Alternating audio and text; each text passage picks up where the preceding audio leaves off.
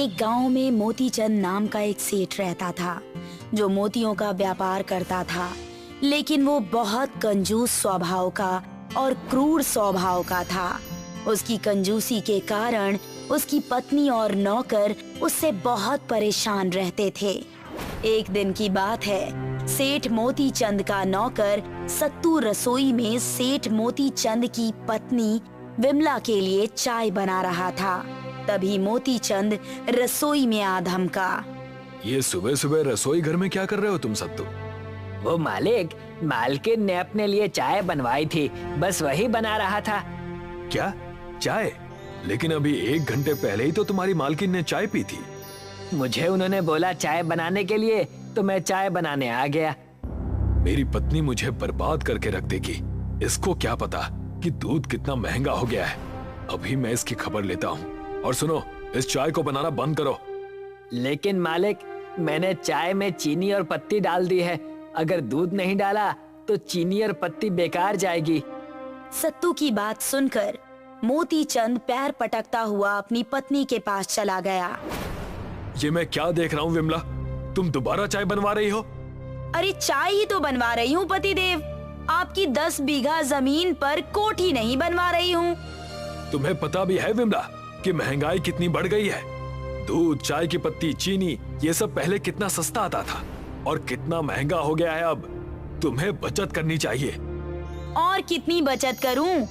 साल में पहले 5 साड़ियां पहनती थी, फिर 3 और फिर 1, और उसके बाद वो भी खत्म। 3 साल से एक ही साड़ी लगातार धो धो कर पहन रही हूँ मैं। कितनी बार बोला आपको कि मुझे एक नई साड़ी दिलवा दीजिए, लेकिन अब तो चाय पीने को भी दिक्कत होने लगी है। मुझे नई साड़ी क्या खरीद कर दोगे आप? तभी वहाँ पर मोतीचंद का नौकर बिरजू सेठ हीराचंद के साथ वहाँ पर आ गया। सेठ हीराचंद के हाथों में हीरे और मोती से जड़ा हुआ एक कलश था। सेठ हीराचंद मोतीचंद को वो कलश देते हुए बोले, मैं तुम्हारी दुकान पर गया था मोतीचंद। वहाँ तुम्हारे नौकर बिरजू ने मुझे बताया कि अभी तक तुम दुकान पर नहीं आए। लेकिन अच्छा है कि तुम घर पर ही आ गए। चिंता मत करो, मैं तुम्हारे इस हीरे और मोतियों से बने कलश को बहुत अच्छे दामों में बेचूंगा। मैंने शहर में बात भी की है। मैं आज ही इसे शहर में जाकर बेच दूंगा। 2 दिन बाद इसकी कीमत तुम्हारे घर पर पहुंच जाएगी। सेठ हीराचंद बिरजू के साथ वहाँ से चले गए।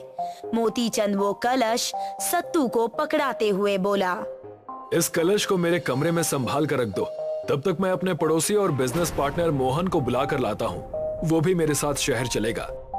सत्तू उस कलश को सेठ मोतीचंद के कमरे की अलमारी में रखाया, मगर वो नहीं जानता था कि उस कमरे में बिरजू पहले से ही छिपा हुआ था। बिरजू कलश चुराकर खिड़की से ही बाहर चला गया। मोतीचंद अपने पार्टनर मोहन के साथ वापस आया। जाओ वो कलश ले आओ। मगर सत्तू जैसे ही कमरे में पहुंचा तो उसने देखा कि कमरे में कलश मौजूद ही नहीं था। वो समझ गया कि कोई चोर खिड़की के रास्ते से कमरे में आया था। सत्तू अपने मालिक के पास पहुंचा। मालिक, कलश चोरी हो गया। दिमाग तो ठीक है तेरा? 5 मिनट में कलश चोरी कैसे हो सकता है? सीधी तरह से बता कि कलश को तूने कहाँ छुपाया है। मैंने कुछ नहीं किया मालिक। लगता है कोई पहले से ही घात लगाकर बैठा हुआ था। खिड़की खुली थी या तूने पहले से ही चोर के लिए खिड़की खोल रखी थी? मैं कुछ नहीं जानता। मुझे किसी भी हाल में कलश चाहिए। अरे क्या बात कर रहे हो मोतीचंद? मारो इसे, ये मार खाकर ही बोलेगा। तू मेरे घर में बरसों से नौकरी कर रहा है, इसीलिए तुझे अभी पुलिस के हवाले नहीं कर रहा हूँ। कल सुबह तक अगर तूने मुझे कलश नहीं लाकर दिया तो तुझे और तेरी पत्नी बिंदिया को जेल में सड़वा दूंगा। सत्तू रोता हुआ अपने घर वापस चला गया। घर पर जाकर रोते हुए वो अपनी पत्नी को अपने साथ हुई सारी घटना बताता है। अब हम क्या करेंगे?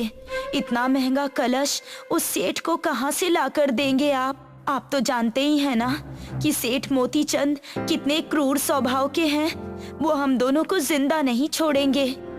हमारे पास यहाँ से भागने के अलावा और कोई उपाय नहीं है। हमें यहाँ से भागना होगा। आधी रात होते ही सत्तू अपनी पत्नी बिंदिया के साथ एक नाव में बैठकर वहां से जाने लगा कि तभी एक तेज हवा का झोंका नाव को दूसरी दिशा में बहा कर ले गया। कुछ देर बाद जब धुंध छटी तो सत्तू और बिंदिया की नाव एक जंगल में खड़ी हुई थी। वो जंगल रात के अंधेरे में भी दिन की तरह रोशनी से जगमगा रहा था। सत्तू और बिंदिया नाव से उतरकर उस जंगल को हैरानी से देखने लगे। उस जंगल के सभी पेड़ों पर पत्तों की जगह हीरे और मोती लटक रहे थे कि तभी उन दोनों के कानों में किसी की आवाज टकराई। कौन हो तुम दोनों और इस मोतियों के जंगल में क्या कर रहे हो? सत्तू और बिंदिया के सामने एक व्यक्ति खड़ा हुआ था जिसके वस्त्र हीरे और मोती से जगमगा रहे थे। ये कौन सी जगह है और तुम कौन हो? ये मोतियों का जंगल है और हम यहाँ के वासी हैं। इस जंगल के बारे में तो पृथ्वीवासी नहीं जानते, लेकिन तुम यहाँ कैसे पहुँच गए? सत्तू ने पूरी घटना उस व्यक्ति को बता दी कि वो कैसे इस जंगल तक पहुँचा। समझ गया, तुम्हें मोतियों के जंगल के राजा ने बुलाया है। सिर्फ उसी के पास ऐसी शक्ति है कि वो किसी भी पृथ्वीवासी को यहाँ बुला सकता है। चलो मेरे साथ। कुछ ही देर में सत्तू और बिंदिया उस जंगल के राजा के सामने खड़े थे। मैं मोतियों का राजा हूँ। जहाँ भी मोती और हीरे होते हैं, मैं उस जगह के बारे में सब जानता हूँ। तुम्हारे साथ बुरा हुआ है सत्तू। दरअसल चोरी तुमने नहीं, बल्कि मोती चंद के नौकर बिरजू ने की है। मुझे पहले से ही उस पर शक था, लेकिन आप इतना सब कुछ कैसे जानते हैं मेरे बारे में? क्योंकि जिस स्थान पर मोती और हीरे होते हैं, मुझे उस स्थान का सब कुछ दिखाई देता है। तुम्हारे लिए एक चौंकाने वाली बात यह है सत्तू कि चोरी करवाने वाला तुम्हारा मालिक मोती चंद ही है। राजा की बात सुनकर सत्तू और उसकी पत्नी बिंदिया की आंखें फटी की फटी रह गई। लेकिन मालिक चोरी क्यों करवाएंगे बिरजू से? क्योंकि सेठ मोती चंद की नीयत उस कलश को देखकर खराब हो गई थी, इसीलिए उसने तुम्हें जानबूझकर मोती का कलश दिया और बिरजू के हाथों चुरवा दिया। अगर तुम वहां से नहीं भागते तो मोती चंद तुम्हें और तुम्हारी पत्नी को आज रात ही मरवा डालता। मैं तुम्हारी मदद करना चाहता हूँ। लेकिन आप मेरी मदद कैसे कर सकते हैं? पुलिस इस बात पर कभी यकीन नहीं करेगी कि मोती चंद ने अपने ही घर में चोरी करवाई। सत्तू, तुम एक निर्धन व्यक्ति हो और तुम्हारी दुनिया में निर्धन व्यक्ति पर कोई भी विश्वास नहीं करता। तुम यहाँ से जितने चाहे हीरे और मोती ले जा सकते हो। इन्हें बेचकर तुम अमीर बन जाओ और जब तुम अमीर बन जाओगे तो तुम्हारी बात पर हर कोई यकीन करेगा।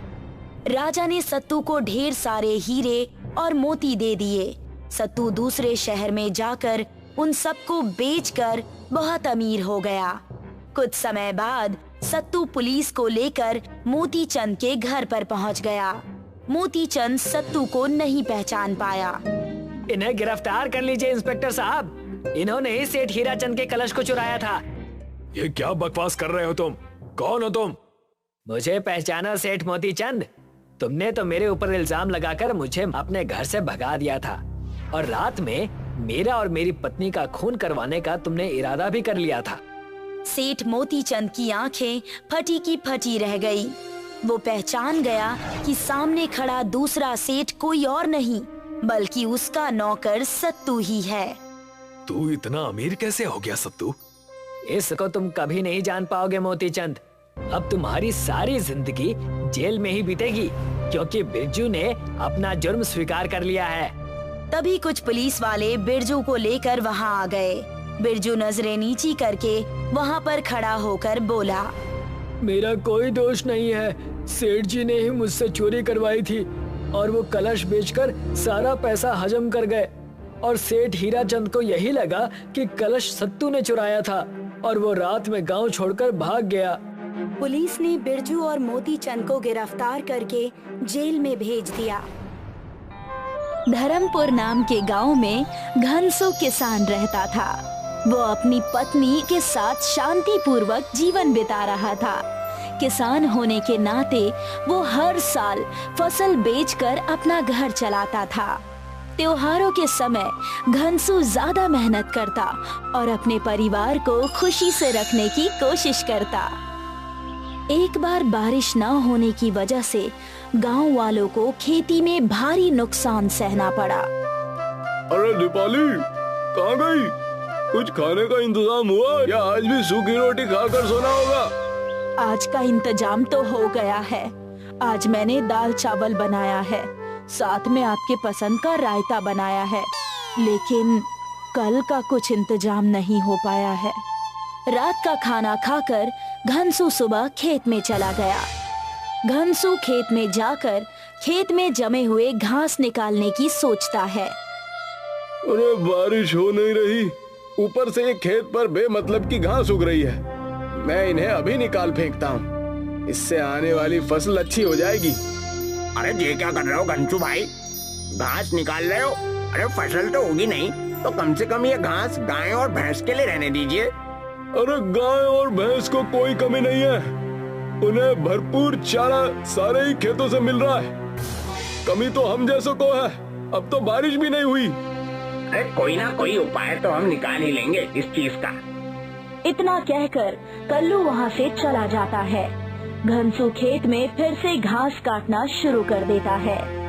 घास काटते वक्त घनसू को खेत में दबा हुआ एक खंजर दिखाई देता है। घनसू उसे निकालने की कोशिश करता है। अरे ये खंजर यहाँ कैसे खेत में दबा हुआ नजर आ रहा है? घनसू उस खंजर को निकालकर अपने थैले में रख लेता है। घनसू घास काटकर अपने घर की तरफ निकल जाता है। घर जाकर वो अपनी पत्नी दीपाली से कहता है। अरे भाग्यवान, कहाँ हो? ये देखो मुझे आज खेत में क्या मिला, यहाँ आओ।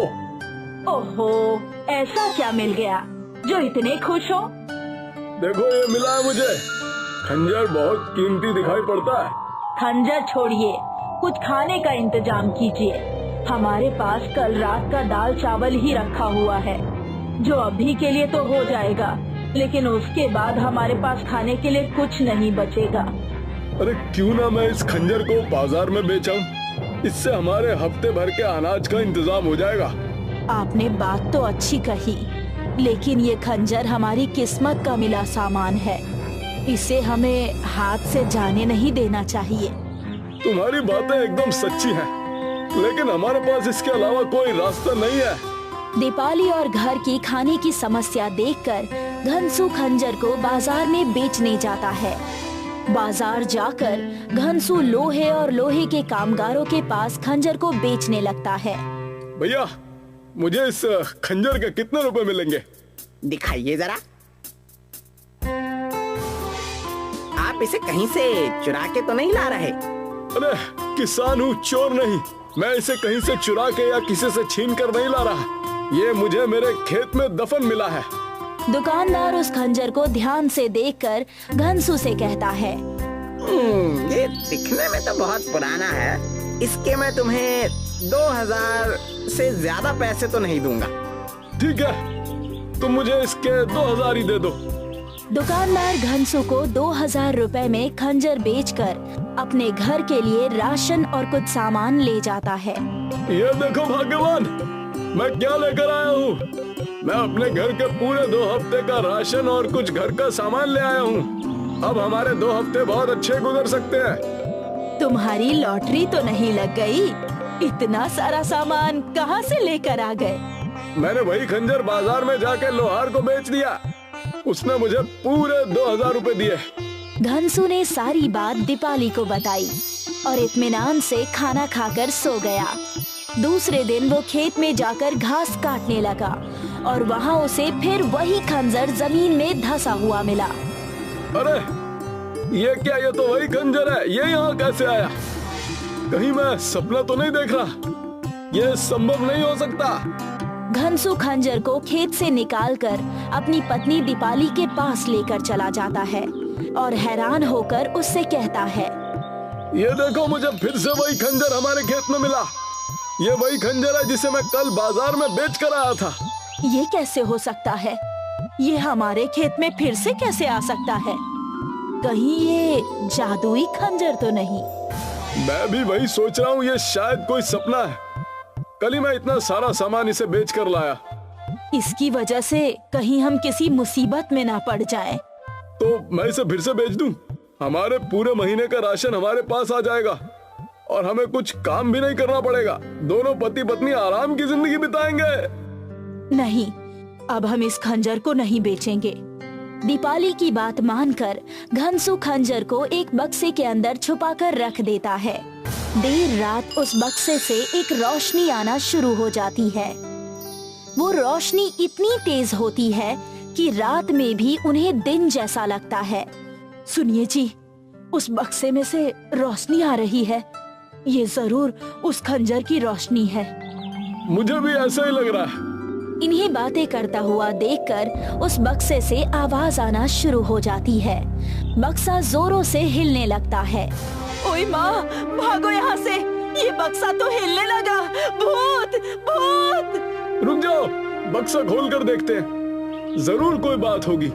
घनसू जाकर उस बक्से को खोल कर देखता है। हट जाइए वहाँ से, कहीं कोई अपशकुन न हो जाए। घनसू और दीपाली की बात सुनकर वहाँ पर उनका पड़ोसी कल्लू भी आ जाता है। अरे क्या हुआ दीपाली बहन, इतनी रात को ये कैसा हंगामा?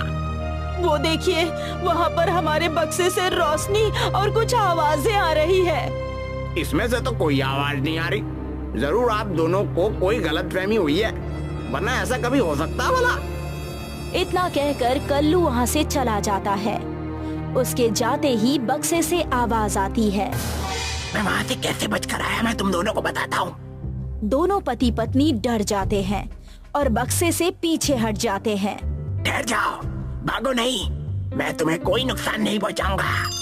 अरे कौन हो तुम और हमसे क्या चाहते हो? मैं कौन हूँ? मैं तुम्हारे खेतों की सदियों से रक्षा कर रहा हूँ, तुम्हारे पुरखों के समय से, और तुम मुझसे पूछ रहे हो कि मैं कौन हूँ? क्या चाहते हो तुम हमसे? क्या चाहता हूँ? तुम दोनों क्या चाहते हो? तुम दोनों ने मुझे उस लोहार के पास बेच दिया। अरे तो हम और क्या करते, हमारे पास और कोई काम था ही नहीं। घनसू और दीपाली इस बात को समझ नहीं पाते कि उनके साथ क्या हो गया। तुम हमसे चाहते क्या हो? यही कि तुम मुझे फिर से अपने खेत की दाईं तरफ गाड़ दो और कमाल देखो, तुम्हारी तरक्की होगी। इससे तुम्हारे खेत पहले से ज्यादा उपजाऊ और सटीक हो जाएंगे। सुनिए जी, इस जादुई खंजर को वहीं गाड़ दीजिए, इससे हमारे घर की तरक्की हो जाएगी। खंजर की बातें सुनकर घनसू ने उस खंजर को अपने खेत की दाईं तरफ गाड़ दिया। उसके बाद दोनों पति पत्नी की मानो किस्मत ही बदल गई हो। पूरे धर्मपुर गांव में उन दोनों का बोलबाला हो गया। अरे मैंने कभी नहीं सोचा था, मेहनत और सत्य की राह पर चलने से हमारा जीवन बदल जाएगा।